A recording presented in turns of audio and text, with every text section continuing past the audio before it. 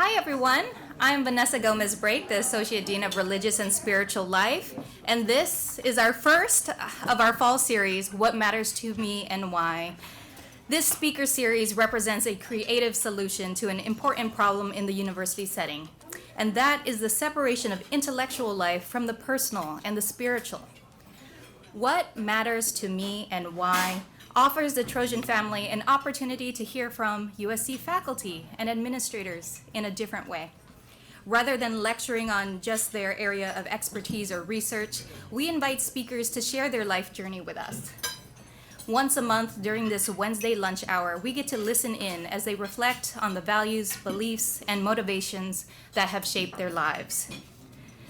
Today, you all know we are in for a treat, as the one and only Reverend Jim Burklo will be our featured speaker.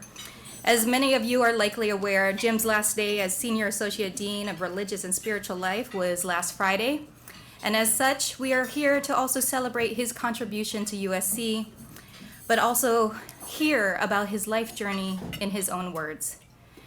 That's why you may note that the whole staff of the Office of Religious and Spiritual Life is here, as well as so many staff members of USC. If you would like to nominate a member of the USC community to speak at a future event, please do so on our website. There's a nomination form there that's anonymous, or you can just email me and not be anonymous and just tell me why we should have your featured speaker here at the club. You can also visit our website or our YouTube channel to see all the recordings of our past speakers, including this one. We record all our events so that you can access them at a later date. So before we begin the main program, I want to just highlight a couple upcoming events this month. I always have to laugh at this. Dog parties continue September 23rd at the University Religious Center. That's our community event. It's an opportunity just to hang out in the courtyard, connect with fellow Trojans, eat some vegan goodies, and just be. Of course, that happens at the University Religious Center, just a place where you can come as you are and be with those you want to be connected with. A new program we're offering this year is in collaboration with Dornsipe's Excel Lab. That is their Discovering Your Gift.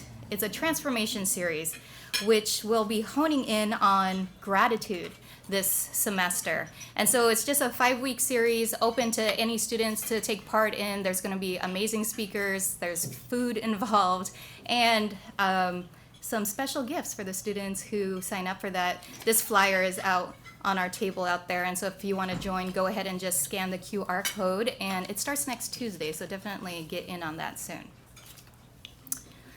All right, well, sit back, relax, grab some more food, and as you listen in to our speaker today, prepare to ask a question during our Q&A period. We'll reserve the last 10 minutes at the end of the talk for you, the audience, to ask Jim Burklo a question. And I'll be carrying the mic through the audience, and you can just put your hand up in the air when you're ready to ask. To introduce today's speaker is the one and only, my boss, Dean Varun Soni. So please join me in welcoming him to the stage.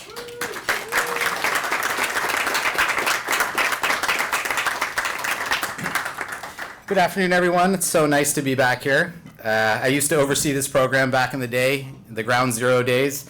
Anyone remember those days? Yeah? We got the old school here today. Luckily, Vanessa oversees this now, and she's taking it to the next level here at the University Club. As many of you know, What Matters to Me and Why has been on this campus for more than 20 years. And for people who love this program, like I do, you know how unique and special this forum is. Not only to be inspired and enlightened by members of our university community, but also to celebrate them. And that's what we're going to do today. For our signature program today, we're celebrating our singular colleague, teacher, friend, chaplain, the Reverend James Burklo, who some people call Reverend Hollywood. He's earned that name. And who most people call Jim. The reason today is so special is because Jim retired from his extraordinary 14-year run as the Senior Associate Dean of Religious Life at USC just last week. And I've never known a USC without Jim. This is the first week for me of a new era. It's a bittersweet time, as you can imagine. Bitter to lose Jim, but sweet to see what his next chapter will be. And so that being said, I invite everyone here not to Jim's retirement party today, but to Jim's entirement party. Entirement is not retirement. Entirement happens when the entirety of your life's new experiences unfold before you. And now that Jim has been liberated from the confines of his tyrannical boss, he can fully enjoy the entirety of his life ahead of him. And we're going to celebrate that at 5 p.m. today at the Fishbowl. We're going to feed everyone. We're going to have fun. It's going to be super informal, and we'd love for you all to join us. I always wondered what I would say if I ever gave a What Matters to Me and Why talk, because Jim and I have been attending these for 14 years. Every year I'd probably say something different, because there's been a lot of change on campus. There's been a lot of change in the world, and there's been a lot of change within me. But one of the constants across the last 14 years since I've been at USC is Jim. Jim matters to me, and he matters a lot. And he matters a lot to a lot of other people here at USC. He has a great legacy here at the University Park campus, where he built amazing programs and resources like the Progressive Christian Club, the Interfaith Council, neighborhood field trips, community service opportunities, alternative spring breaks, the Jubilee Kitchen, meditation courses, dream groups, spring drum circles, contemplative cave retreats, and so much more. He has a great legacy at the Health Science Campus, where he built student ministries, taught a generation of medical students, provided invocations at many events, and also helped start the Institute for Integrative Health. But his real legacy continues through the people whose lives he's touched and transformed. There's always a long line of students, faculty, staff, parents, and alums waiting to see him, never me, waiting to see him at his office. And every week, students from 10 years ago, 20 years ago, 30 years ago, reach out to him and tell him about how something he said or something he did transformed their lives for the better, and now they're changing other people's lives for the better because of it. And so Jim truly is a force multiplier for human goodness at a time when we need it most, a fearless evangelist for the kind of love that can change the world. When I started here as a university chaplain, I had no experience and no business really being the dean of religious life. When they hired me, they wrote an article in the Trojan Family magazine called The Unchaplain. And it was all about, look at our new chaplain, the person who's never been a chaplain before.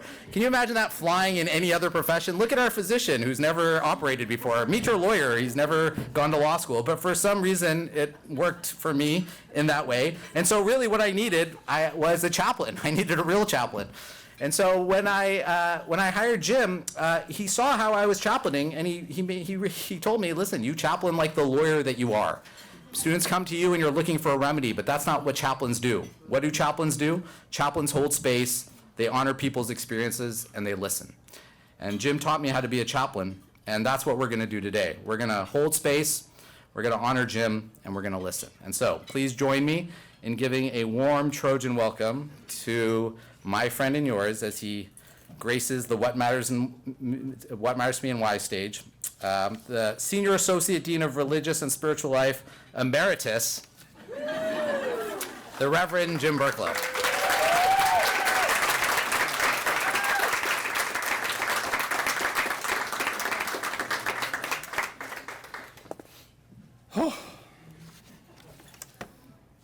Wow. What matters to me and why? We've been asking this question for a couple of decades in this series. Every faculty and staff person who's given this talk has opened a different window, a wonderful window into the soul of this university. So I'm really honored and happy to be part of this tradition, part of this series today, as I end 14 very happy and fulfilled years at USC. I want to express special gratitude today as I begin this talk to my dear wife, the love of my life, Roberta, in the red dress, because she edited this a lot. And she's not just the editor of what I write, she is the editor of my life. Thank God for it, as my daughter will attest, it needs editing. Yeah. Liz is right here too. Say hi, Liz. I'm so grateful for our ORSL team. I'm blown away to have spent all these years with such caring, kind, creative, compassionate people. Oh, it's good to have a job where you go to work every day with people with such soul. Varun, Vanessa, Tim and Sherry, Angelica, Robin, Kat, Becca, all of you. And our religious directors and our student leaders and student club members. You know, when people ask me what I do for a living, who do I work with? I say, well, I spend my days listening to people who are loving, brilliant, curious about the world's religions and spiritual traditions, and they're devoted to making the world a better place. They're all valedictorians of their high schools. Other than that, they're perfectly normal. I'm overwhelmed with sweet sadness to be moving on from day-to-day life here, immersion in our interfaith and interspiritual community. I'm hardly retiring. I really am going into the entirement of my life into other work. I'm not quitting working yet. So entirement seems like a better word for it, for what I'm doing. But right now, the entirement word means something a little different for me because I feel like I'm entirely awash in emotions. Waves and waves of emotion pouring over me in the last week, flopping over onto the shore of my soul, because I'm more aware than ever of all the people here at USC who matter to me, and more aware than ever of why they matter to me, why you matter to me. After countless encounters with students and staff pouring their hearts out to me, you know, it began to dawn on me just how unusual my job really is. I don't issue grades. I don't have money to give you. I can't fix your problems. Sometimes students call me Dr. Burklo, but I cannot prescribe an aspirin for you. I'm certainly no doctor, and I have no doctorate. I hold a Master of Divinity degree, which has got to be the most absurd academic title. My beloved pastor right here, Ashley, is nodding vigorously. It's an absurd title, yes? Because if you can master it, it can't be divine, right? And that would include the divinity who is love, who is the divinity that I worship. And I'm no master at love either, much as I try to live up to it and into it. My job is very unusual. My job is to listen students into life, to be in awe of them, to be in awe of you. Awe, you know, you can spell that any way you like, A-W-E or A-H-H-H-H, as many H's as you'd like to use. My job is to be awestruck by the students and staff who come to my door. And these days I find myself sighing a lot as I recall 14 years of potent encounters with so many of you, so many other members of our Trojan family. Several years ago, we had a string of student suicides here, actually on both campuses. And I was very involved in the aftermath of each of those incidents. I did a lot of the memorial services and spent a lot of time with families afterwards. One of them was an RA, a very popular student. Her life appeared to be perfect on social media. She hung herself from the door of her dorm room where she was an RA. A student friend of mine contacted me after hearing the news. She was completely despondent. I rushed over to University Village. We sat outside on a bench for a long time, and I just listened to her as she literally keened with grief. And all she could say was, I thought I knew her. I thought we were friends. I didn't know that she was in such pain. I was a bad friend. I didn't really know her. I didn't really support her. Keening back and forth on that bench over at UV. And I wept with her.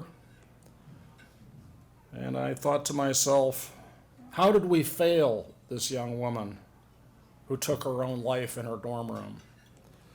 What can I do to prevent the next suicide? I've presided over so many memorials for students in this situation. What can I do upstream to prevent this downstream outcome? And then it dawned on me as I sat there listening and weeping with my student friend. I realized I was doing exactly what I was supposed to be doing. I was offering her a precious gift. The gift of weeping with her. The gift of sighing. The gift of doing nothing more than being present with her.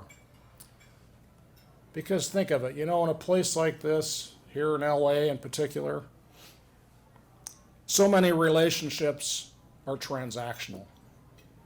What can you do for me? And how can what I do for you turn around and help me get where I need to go? How can knowing you help me get ahead? Building your network of transactional relationships. That's how you get into a place like this. Yes?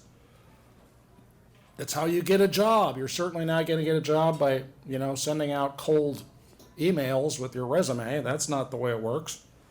No, you got to build your network of transactional relationships. Social media turns all your relationships into transactional relationships that build up lists of contacts so that posts can be carefully edited, presenting your curated life to everyone else. Even religion gets transactionalized. You make what you think is a friend, and then you discover that this person has acted friendly toward you in order to convert you to their religion so that they can fulfill their religious obligation to evangelize. So we live in a culture that turns human beings, each one a crown of creation. Each of you a crown of creation, a cosmic miracle. Not awesome because of SAT scores or LSAT scores or MCAT scores or anything else, but awesome because you exist at all. Yeah? We turn human beings into little more than memes that decorate our Instagram feeds. So in this world of commodified community, this world of phantom friendship on Facebook and Instagram, to be able to go anywhere here, not just our office at the University Religious Center, but to be able to walk in the door and just walk straight into my office and sit down with another human being with no agenda other than listening. That's like finding an oasis in the desert. And all those years I watched students come in my office, they would come in my office and sit down and look around and sigh. Already I had served them profoundly without saying a word or doing a thing. And that's my job. That's what happened in my office day after day for 14 years. And the awesome transformations, the awesome epiphanies, the awesome turning points, the ah moments and the aha moments, the tears, the belly laughs, the awakenings that I have witnessed. These are treasures that I will keep in my heart forever. What a privilege to have shared those moments with many of you right here in this room. And right now, You're doing the same job. You're doing my job. You're here. You're doing nothing more than listening. You're being present. You're paying attention. We're honoring each other's awesomeness. Keep up the good work. When Varun and I started Mindful USC, we decided we would go big with it, or not even bother going with it at all. We wanted to change the culture of USC by creating a critical mass of meditators on campus. Well, we succeeded in that. It went big, all right. And now thousands of students and staff take their classes from it every year. What is mindfulness? It's the cultivation of attention. Non-judgmental, compassionate, equal opportunity, agenda-free attention. Not meditating to figure stuff out. Not meditating to solve problems or get relaxed or get enlightened or to get saved or to work more efficiently as a cog in the capitalist machine. No, mindfulness meditation is the cultivation of awe. Pure, raw attention. Awe, A-W-E and A-H-H-H-H-H-H-H. Deep attention leads to awe. No wonder then that so many of the pivotal figures in the world's religions, their names include awe. Buddha, Yeshua, Jesus, Allah, Krishna, Rama, etc. As a kid, growing up in Columbiana, Ohio, population 5,000, my best friend, Bruce Erbschott, is sitting right here. Wave, please, Bruce. He and I were in awe of the rocks and fossils that littered the ground all around us in our town. There's one right here. A crinoid head. Anybody wants to check it out? Talk to me later. I love this fossil, it's amazing. Not too long ago, Bruce came out and he and I went up to the Sespe Wilderness above Ojai, and we found 44 million year old oyster shells. It looked like he could have just picked them right up off the beach in Ventura, up at 5,000 foot elevation. Awesome. My family moved to California from Ohio in 1966. Bruce and I kept up a correspondence ever since. It's awesome. Here it is. Bruce typed them up.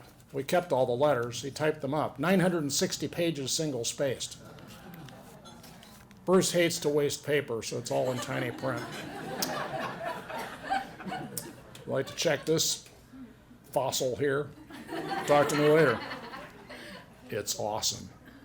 And what's awesome is friendship. Friendship is awesome. I can't even imagine. I would not be who I am without Bruce. I can't even imagine it. So our record of our friendship is a treasure beyond measure. We started writing in 1966. We have not stopped.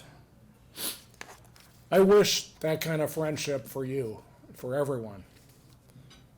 Friendship matters to me because I'm a witness to its power to enrich and enliven our lives. My friendship with Bruce is what inspired me to join with my friend Kat Moore. Kat, are you here? I don't know, she couldn't be here today. In starting our Belonging at USC initiative, training staff and students to create the conditions for deeper friendship and richer community on campus. In the Christian New Testament, in the first letter of John, you will find these three words which sum up the entirety of my theology. God is love. And the word love in Greek is agape, which means unconditional love, which means attention. Love is attention. Love is awe. I am so busy trying to practice this kind of love that I'm not too concerned whether there's any more to God than this, than love. I really don't have much time left to speculate. If God is nothing more than profligate, outrageous love, love for the sake of nothing more than love, that's more than enough God for me. I don't think I can handle any more. So for me, the Christian religion is poetry that allures and attracts and guides my soul toward this kind of divine love. Anything else that gets in the way of that love in my tradition, I set it aside. When I was 16 years old, I accidentally found myself on a backpack trip with a group of fundamentalist Christians. You can just kind of imagine how that went. I was the star of my high school debate team. So every time they'd stop on the trail, they'd flip open their floppy Bible, and I'd just go, oh no, here we go. 6-day creation, biblical literalism, dogma, Anyway, you get to the top of Kearsarge Pass in the Sierra. Awesome. This vista, you're up at 13,000 feet, vista out into the glory of the Sierra. Out comes the Bible. I'm like, oh no. But this time they read from the Sermon on the Mount, and they read where Jesus says, love your enemy. Love your enemy. Well, that just went in here and just went like a bomb went off inside. That's radical. That's next level. That went straight into my heart and stayed there for the rest of my life. This is what the Christian religion is about, I realized. It's not about belief. It's not about dogma. It's not about outdated rules from ancient history. It is about the practice of awesome, unconditional love. I decided that this is going to be the focus of my life, the purpose of my life, the goal of my life, and I've been trying to live it out ever since. And that love is not just an inner experience. It's not just a quality of our relationships individually. As Cornel West says, justice is what love looks like in public.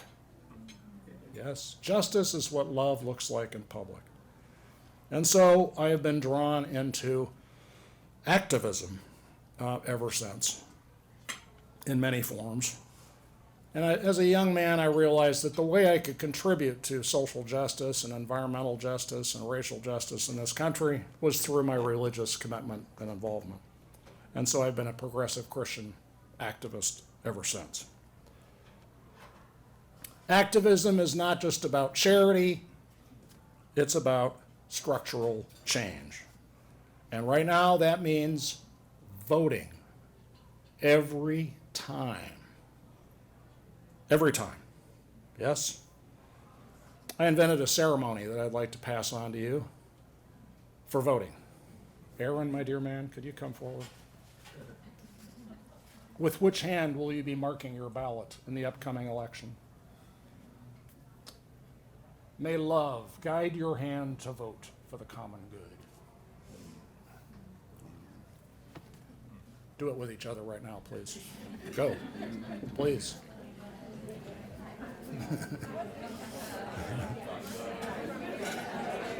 With which hand will you be voting?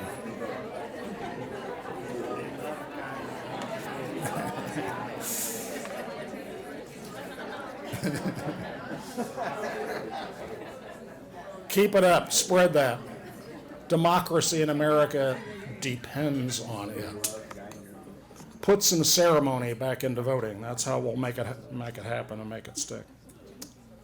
When my daughter Liz was a little person, we would go to the beach a lot. I'd take her to the beach and gaze at her in awe as she cavorted in the waves, lapping at the shore. I was fascinated by her fascination. It was so beautiful, so profound to watch this precious little person stand awestruck before the natural world. I loved her as she loved the sea, loved her with the love that is attention, as she loved the sea with deep attention. Remember that? 34 years later, a couple weekends ago, I went with Liz and her family to the sea. And my grandson Jake, 2 years old, shrieked with joy, running in and out of the water with his arms up in the air the whole time. And then he would stop and stare at the ocean. Just stare at it. I stopped and stared as he stared. Aww. And gazed at my daughter, holding her other baby in her arms, Asher. I gazed at Liz, gazing at Jake, with the awestruck attention that is love. A love come full circle. That's what matters to me. I hope you understand why. Thank you for 14 joyful years. Amen.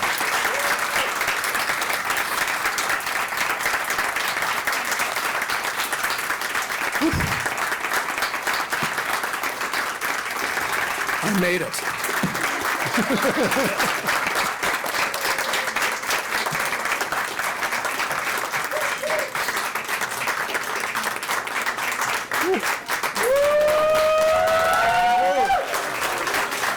Okay.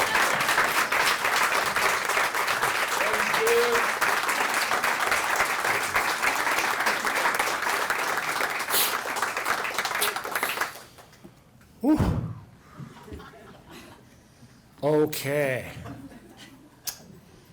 We were thinking of starting a chant.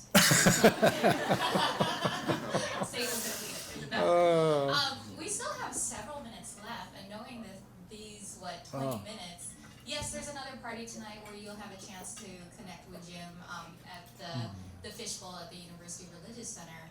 But perhaps at this time I could get one or two questions from the audience, something that you've just always wanted to ask Burklo. I know he's probably answered every question previously, but in this space, given his journey, his 14 years with us here at USA, what's on your mind? Oh, Sable Manson. Sable. Coming to you. If I might, do I just talk or should I?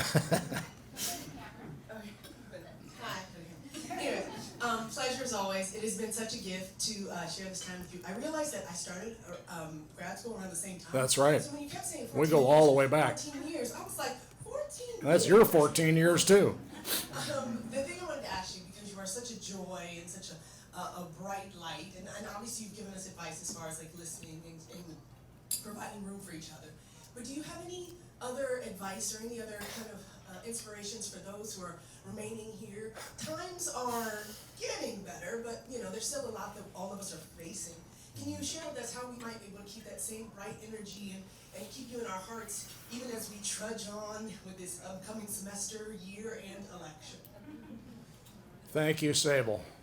And Sable is a bright light, really part of our staff. I should have put you in the staff list too, because you've been with us from the get-go. Devoted.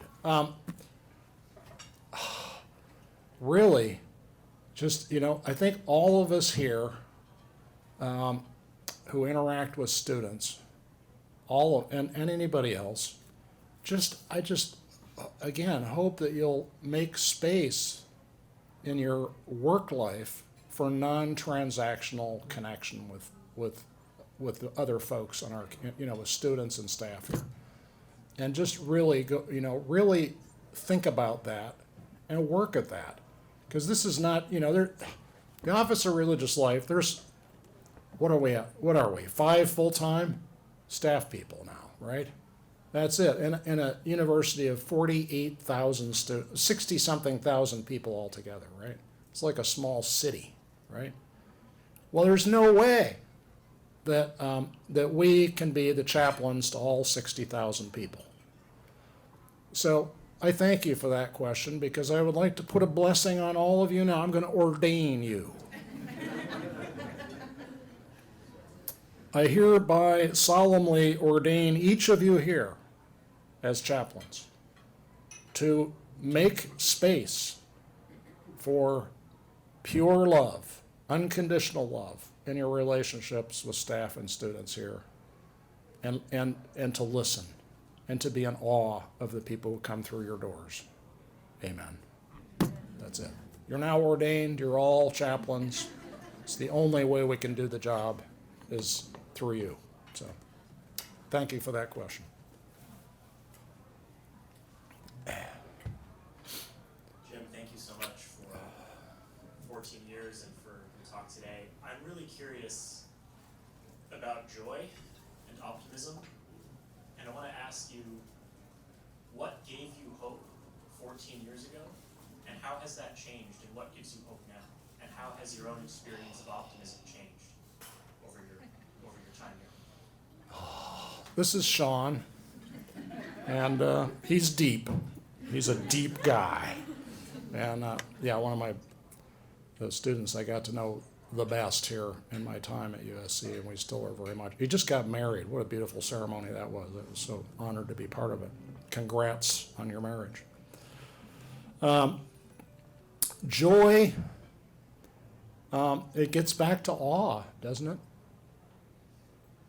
You know, if we are really deeply paying attention to each other, really being attentive to each other, if we're in AWE mode and or AHHHH mode, then it's just a natural outcome of that, I believe, at least it's been true for me in my life, the natural consequence of that place, you know, being in that place, the natural consequence of that is joy, right? Because you begin to see just how amazing this other person is that's in front of you.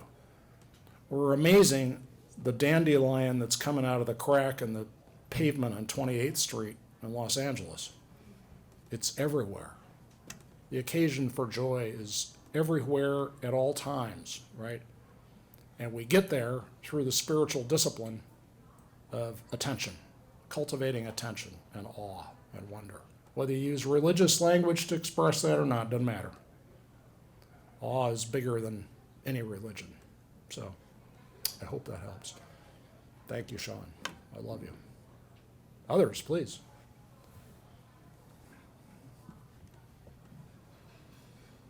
Yo, please, yeah. Hi. Thank you so much. Your passion, compassion, and understanding is very evident through your 14 years of service here with the students and staff. You spoke about family as well. How did you find that work-life balance? How did you give your all to those who you serve here, but as well to those who you help here? Well, there's two people here that could answer that question better than I. And that would be my dear daughter and my wife. And I'm just not going to answer that question. You can, I invite you to have a chat with them afterwards, and you can, because anything that I say is like that. Yeah, forget it. But anyway, it's the thing is, I'll tell you. Your name? I'm sorry. Jesus. The thing is, and I think my wife and daughter and stepdaughter and stepson, everybody would agree. It's like I come home and I'm like, wow, what an amazing day. So, what every day, what incredible people I got to hang out with today. So, that kind of balances stuff out, when you have it. So just the privilege of this job, to be able to say that every day is like, wow, so there's your balance. May it be true for you too, and what you do. Jesus. Others.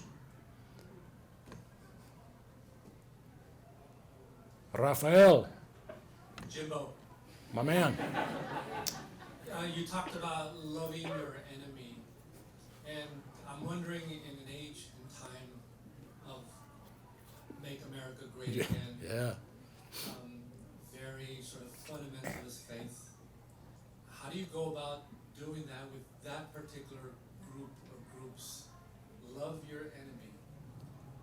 I'm wondering if you can just sort of elaborate on what that specifically means, and what does that look like? Yeah. Well, it happened that same day, Rafael. Professor at social work, beautiful human, who was a chaplain over at social work. I'll leave it at that. Anyway, that same day, on Kearsarge Pass. After I heard that, and after the explosion occurred in my soul, I was speechless for the rest of the trip, right? I basically could not speak. I stopped arguing. I didn't say anything hardly. I was just in a state of shock, right? The end of the trip, as I'm saying goodbye to the fundamentalist guys who were the leaders, I realized that I had to thank them. Even though I disagreed with 99.99% of everything they said, I just thought I was like, no, I'm not with this program at all, you know. But I thanked them, and I said, you transformed my life, because in fact they did, right? They brought me to they're the ones that read this out loud at Kearsarge Pass. It was through them that this happened. So I realized if I'm going to be serious about loving my enemies, I have to start right here, right now, with these people, right? Who I'm sure today are MAGA people. I have no doubt of it, right? Probably. Who knows? Maybe I could be wrong. Maybe I shouldn't be sure. But my point is, I had to thank them, and I had to mean it. I had to mean that. I had to be serious about that. And I've been working on that ever since. And that was the moment I learned the lesson. Then it was about practicing the lesson, right? I think most of us here have heard all the spiritual wisdom we'll ever need, probably. What we need is to practice what we, right? So that's what I'm working on, is what I was working on that day. So thank you for that question. It was a profound moment. Jeff, who heads up our Institute for Integrative Health and Wellness, not wealth and hellness. Whoops. What an honor to work side by side with you, honestly. Yeah. Last 10, 12 years from now. Of course, you've spoken about your past, your best friend, your family, and you've talked about what you've done here at USC. Our hopes and dreams for USC haven't come to a close. So I'd love to hear you discuss what are your hopes and dreams for the future here at RSL. What is going to happen to Dean Sony? And what are your dreams? What are your hopes going forward? My hope is that Dean Sony just loves his son, his newborn son, Siddhartha, born last week. So now he's got Tenzin, named after the Dalai Lama, and he's got Siddhartha, named after the Buddha. And I just hope he just has a Buddhistic time with them both from here on out. And that, you know, my prayer for you is just that your love for your children is just going to spill over to everything and everybody else even more. And so that's my hope for you and the rest of our staff. What a great group. And my hope for our office is what I spoke to before, is that we leverage our itty-bitty little office into making chaplains out of everybody here. Everybody, right? Through trainings, through events and programs that empower our staff and our students, student leaders, to do this work of listening and being present and being awestruck. And this is work, right? It involves practice. And my hope is that our office leverages that and spreads it all over the campus. We used to think of our office as, this is, you know, if religion is your jam, get on down, right? To the URC, right? That's how we used to think about it. But that, you know, that's maybe, I don't know, 3,000, 4,000 students out of the 48,000 that we have that will ever show up at our stuff. So what about the other 44,000, right? That's what we got to work on. And we're doing it, and it's happening. And that is my prayer and vision that I think we're on the path. You are on the path, so go. That's the Interfaith Council president there with the funny hat. Religion and funny hats, they go together, you know. Take care, guys. So that's my hope. Anybody else? I think actually a lot of people Time want is to up. say some goodbyes to you. Oh, yeah, So I'm yeah. going to go ahead and wrap us up on behalf of the Office of Religious and Spiritual Life, the Northside School, and the University Club. Thank you for being here today, and thank you so very much. Thank you guys. I love you. I love you. I love you all.